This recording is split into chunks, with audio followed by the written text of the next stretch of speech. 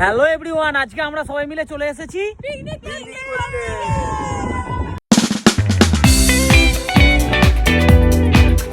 তো পিকনিক স্পটে পৌঁছে যাওয়ার পরেই আমরা মেয়েরা শুরু করে দিয়েছিলাম মুড়ি মাখাতে।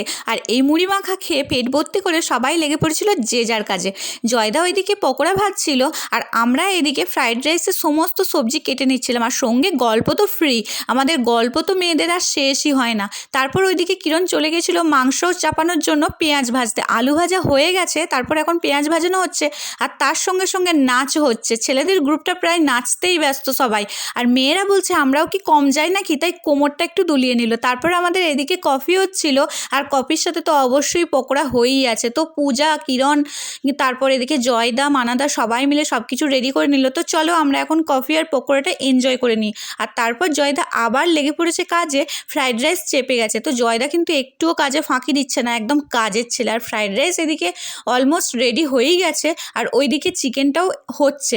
তো চিকেনে ধনেপাতা দেওয়া হয়ে গেছে, চিকেন কারি আমাদের প্রায় হয়েই গেছে। এরপর খাবার পালা। আর আমরা কিন্তু সেদিনই ফার্স্টে খেয়েছিলাম, ছেলেরা কিন্তু খায়নি, মেয়েদেরকে আগে খেতে দিয়েছিল।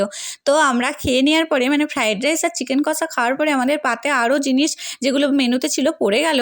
আর ছেলেরা তারপর খেতে বসে গেছিলো, আমরা ছেলেগুলোকে খেতে দিয়ে দিয়েছি। আর তারপর লাস্টে আমরা পাস খেয়ে নিয়েছিলাম। আর তারপর ছিল মহান কাজ, ছেলেরা মাজছিল বাসন, আর সেটাও তোমাদেরকে একটু দেখিয়ে দিলাম।